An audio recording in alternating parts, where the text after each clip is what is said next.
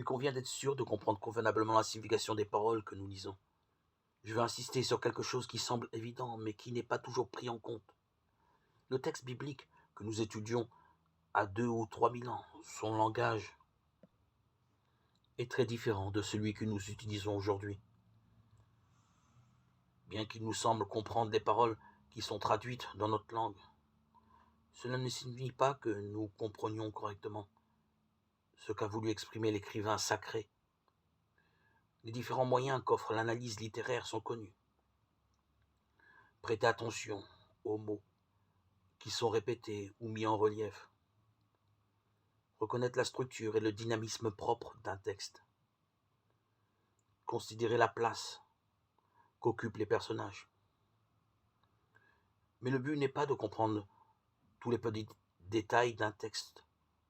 Le plus important est de découvrir quel est le message principal, celui qui structure le texte et lui donne unité. Si le prédicateur ne fait pas cet effort, il est possible que même sa prédication n'ait ni unité ni ordre.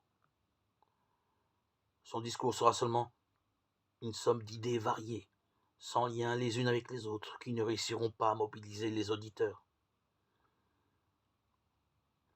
Le message central est celui que l'auteur a voulu transmettre en premier lieu, ce qui implique non seulement de reconnaître une idée, mais aussi l'effet que cet auteur a voulu produire.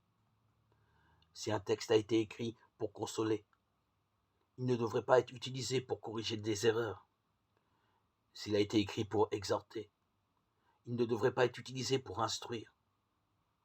S'il a été écrit pour enseigner quelque chose sur Dieu, il ne devrait pas être utilisé pour expliquer différentes idées théologiques. S'il a été écrit pour motiver la louange ou la tâche missionnaire, ne l'utilisons pas pour informer des dernières nouvelles.